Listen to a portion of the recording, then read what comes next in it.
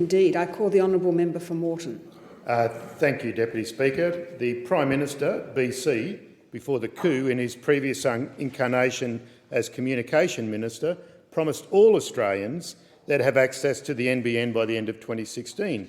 And I know you would know, Deputy Speaker, it's because it's in page 6 of the Coalition's April 2013 policy document, the Coalition's plan for fast broadband and an affordable NBN.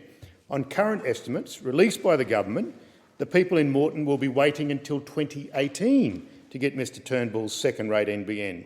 Not only is the NBN rolling out slower than promised, it's much more expensive.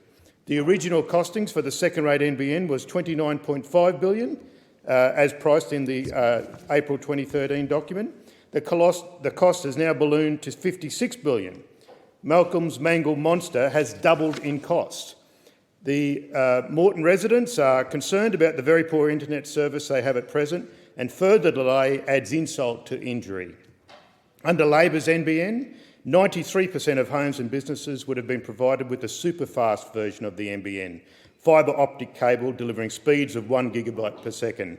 Mr Turnbull's second-rate version promised every home and business access to 25 megabits per second.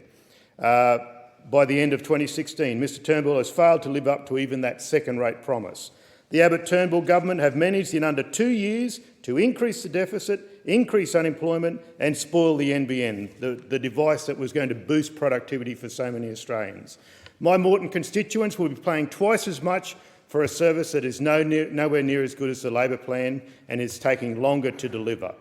The Liberal government's talking about the future but still living in the past. The internet is now an integral part of our lives. We rely on it every day. Our business communications are mostly through the internet, via email, and obviously Australia Post knows this. Social media is now a big part of our lives.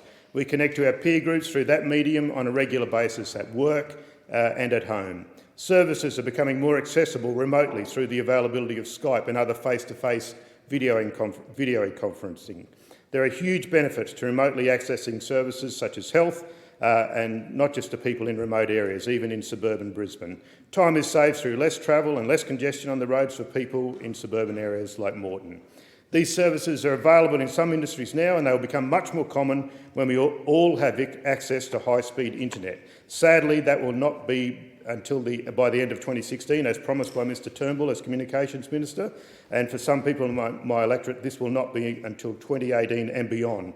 And Moreton is a suburban seat. I'm having a briefing with the representatives from the NBN Corporation later today to ask them what they can do for my constituents, who will be left with a very poor internet connection for another 3 years, and this is a shame. Thank you, Member for Moreton. I call